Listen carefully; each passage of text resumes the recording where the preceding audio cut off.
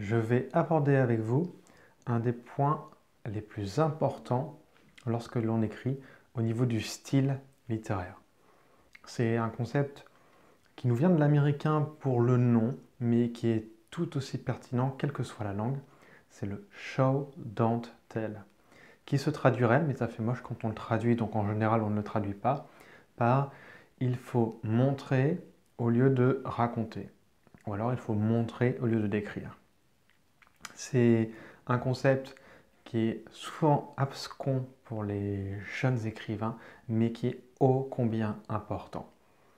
Souvent, lorsque je reçois des manuscrits en tant qu'éditrice, je sais dès le début, dès la première ou la deuxième page, si ce show don't tell fonctionne ou pas. Et souvent, ça nous permet d'identifier un texte qui ne marchera pas, parce que le fait d'écrire ou de raconter au lieu de montrer, est vraiment un gros souci lorsque l'on écrit. L'idée, c'est que, si je vais prendre une métaphore, encore du cinéma, le fait de décrire une action, de la raconter, c'est dire machin fait ça, il fait ci, il fait ça, et parce que blablabla, blablabla, il ressent ça, il voit ça. Et en fait, c'est comme si on avait une sorte de voix off de documentaire.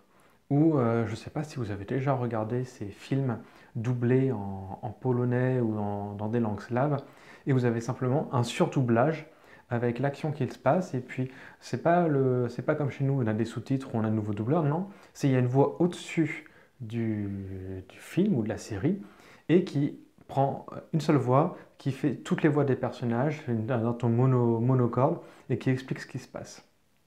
C'est juste horrible à regarder, vous pouvez faire l'expérience, et ça donne un peu cet effet-là lorsqu'il y a trop de tel dans une histoire.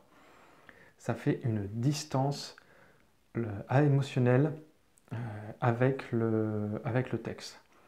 Je vais vous lire un court extrait que vous pouvez trouver sous la vidéo aussi, d'une scène vraiment très basique, qui n'a rien d'exceptionnel, décrit une fois avec du tel et une fois avec du show. Et tout de suite, vous comprendrez, je pense, la différence. Donc voilà, je vous la lis. Donc la première version, c'est: le cow-boy arrive en ville. La lune brille. Son cheval a soif. Il a hâte de dormir et de se reposer parce qu'il est parti tôt. Il reste que malgré tout sur ses gardes. L'endroit a mauvaise réputation. On va faire une version, cette fois en show. Les rayons de lune qui ont guidé le cow-boy jusque-là cèdent la place aux lumières agressives de la ville qui ne dort pas encore malgré l'heure tardive.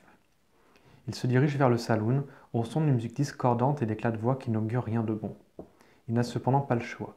Il n'a plus la force pour aller jusqu'à la ville suivante. Il devra se contenter de ce lieu de perdition. Il s'arrête finalement et manque de tomber de cheval tant sa monture est pressée de plonger la tête dans l'abreuvoir. Il n'aurait pas dû autant forcer aujourd'hui. Donc voilà, une scène qui n'a pas beaucoup d'intérêt, qui n'est pas très littéraire, mais ça donne tout le concept. Quand vous regardez la première version, qui est très brève, qui ne fait que 2 lignes, sur mon document A4 en tout cas, on a tous les éléments qui nous indiquent ce qui se passe. On a le cow-boy qui arrive en ville, on sait qu'il fait nuit parce que la lune brille, son cheval a soif et fatigué, le cow-boy aussi est fatigué, et il est sur ses gardes parce qu'il a mauvaise réputation. Ok, très bien. On voit tout ça, ça nous donne les informations, et c'est ça, ça nous informe de la situation. On a vraiment ce côté documentaire où là on pourrait avoir le cow-boy qui arrive en ville et puis le documentaire animalier, le cow-boy arrive en ville, blablabla. On pourrait le faire d'une voix monocorde, ça passe tout à fait. Et c'est tout à fait ça, c'est qu'on est dans de l'information. Ce que la littérature n'est pas. La littérature n'est pas de l'information. On n'est pas là pour donner des infos au lecteur et lui expliquer ce qu'il se passe. On est là pour lui faire vivre ce qu'il se passe. La seconde version reprend les différents éléments, mais les met dans une situation plus immersive, qui joue plus sur les sens, qui joue plus sur les réflexions, qui joue davantage sur on va dire, les conséquences de l'action plutôt que ses causes. Parce que là, quand on voit les rayons de lune cèdent la place aux lumières agressives de la ville, ça nous donne la même information que la lune brille, on est d'accord, ça ne nous donne rien de plus. Par contre, en disant la lune brille, oui, on imagine la lune qui brille, mais là, en disant que la lune que ses rayons ont guidé le cow-boy, que ça cède la place à la lumière de la ville, on a une transition. On a une scène qui ce n'est plus un tableau simplement peint et bloqué là, c'est de la vidéo, c'est une action qui se déroule dans le temps. On n'est plus par des brefs. Voilà, si je devais dire le tel, c'est on prend des photos de certaines informations et puis on le donne au lecteur comme ça. Sauf que ce qu'on fait, c'est un film, si je reprends cette métaphore. C'est pas une expo photo. Là, ce qu'il se passe, c'est on doit lui montrer du mouvement, on doit l'immerger dans l'univers. Et c'est ce que permet de faire ces phrases. Pareil, il se dirige vers le saloon au son d'une musique discordante et d'éclats de voix. Donc là, on n'a plus le fait qu'il y a du bruit. On disait que... Non, je le disais même plus, qu'il y avait du bruit. Mais peu importe. Là, on ne dit pas qu'il y a... On aurait pu traduire ça par... Oui, bah, il y a du bruit en ville. Ok, très bien, il y a du bruit en ville, super.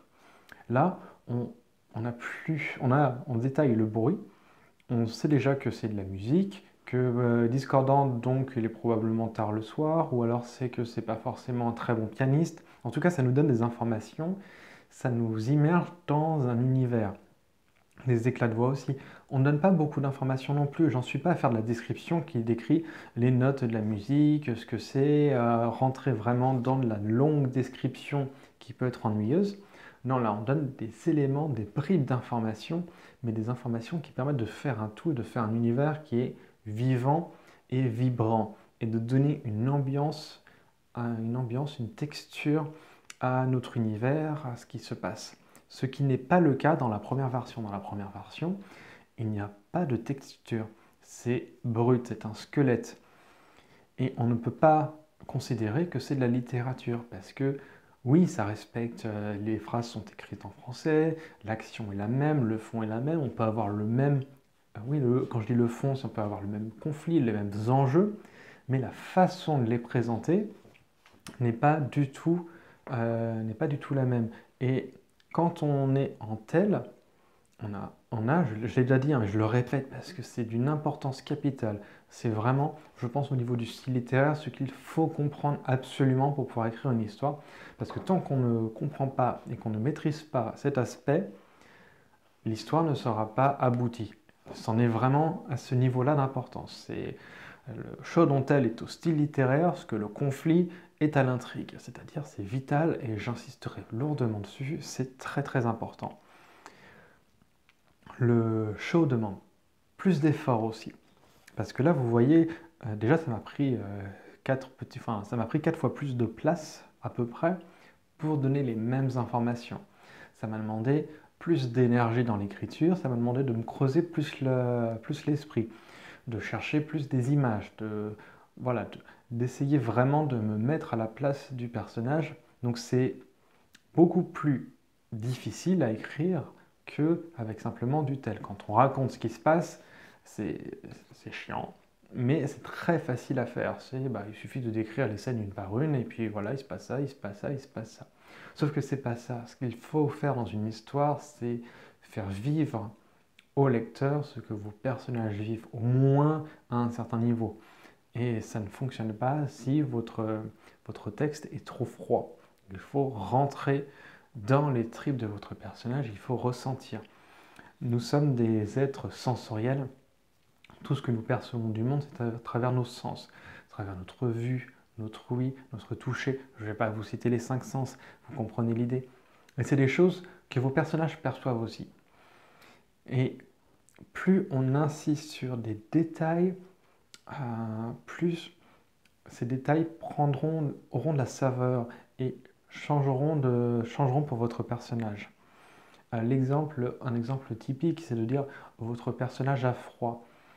Oui, bon, très bien, il a froid, mais lui dire que il se frotte les bras parce qu'il a la chair de poule, tout de suite, l'image est plus forte parce on sent quelque chose. Pareil, dire que que son souffle est glacé et que ça fait de la buée quand il souffle, c'est un détail. Mais ça fait de l'immersion parce que visuellement, on se met plus facilement à l'intérieur de ce personnage qui a la chair de poule, qui a de la buée, qui grelotte, plus qu'il a froid. L'information est exactement la même. Au niveau du conflit, des enjeux, de ce que ça va porter à l'intrigue, ça ne change pas grand-chose, on est d'accord. Mais au niveau de la saveur, de la texture, ça change absolument tout. Et si vous faites du tel et que vous dites c'est pas grave, et ben en fait vous écrivez un documentaire, vous êtes en distance, enfin vous prenez la distance vis-à-vis de vos personnages, vous écrivez un texte qui est froid et qui ne fonctionnera pas. Alors que s'immerger dans les personnages et montrer l'univers à travers leur lieu, montrer vraiment un show, c'est nécessaire pour faire une histoire qui accroche le lecteur.